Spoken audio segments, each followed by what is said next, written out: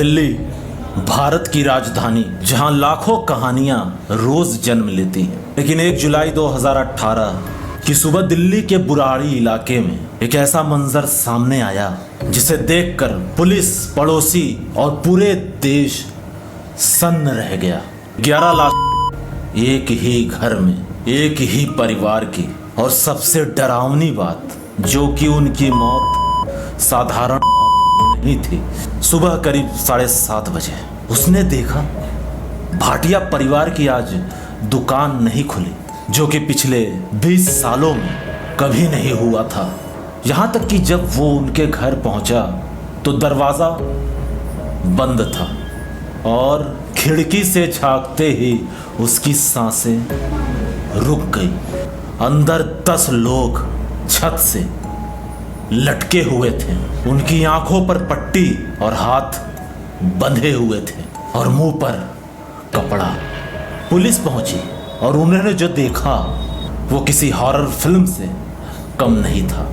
Drawing room में लोहे के पाइप से लटकी हुई 10 लाशें बिल्कुल एक जैसी पोजीशन में, जैसे किसी तरीके का रिचुअल किया गया हो। और दूसरे कमरे में 75 साल की बुजुर्ग महिला फर्श पे पड़ी हुई थी, जिसका गला दबा हुआ था। यहां तक कि जांच के दौरान पुलिस को एक ऐसी चीज मिली जिसने इस केस को और भी भयानक बना दिया।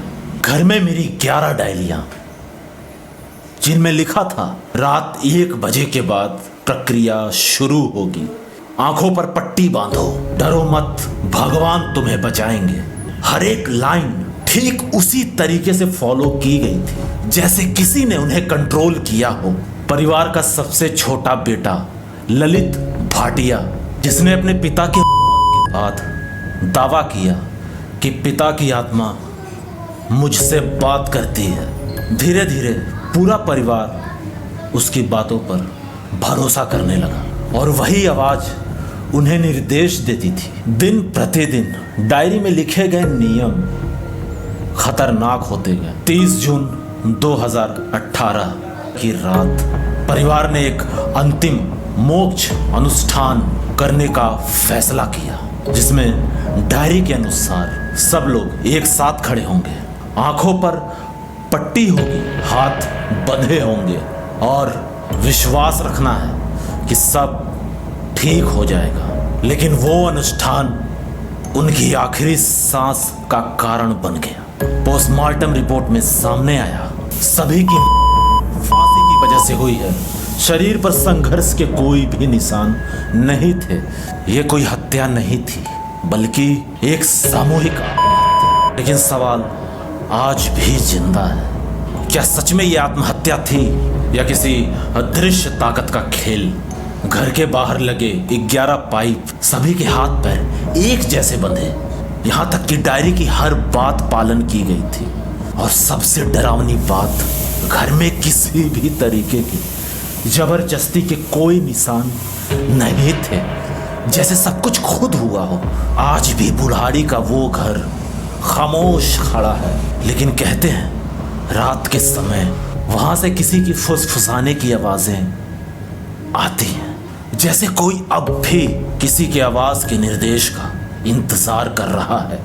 आज भी इस केस को पूरी तरीके से किसी ने भी समझा नहीं। क्या एक तरीके की मानसिक बीमारी है या फिर किसी तरीके का कोई कर्ज, कोई श्राप? आखिर क्यों एक साथ सब लोग आत्महत्या को अपनाएंगे?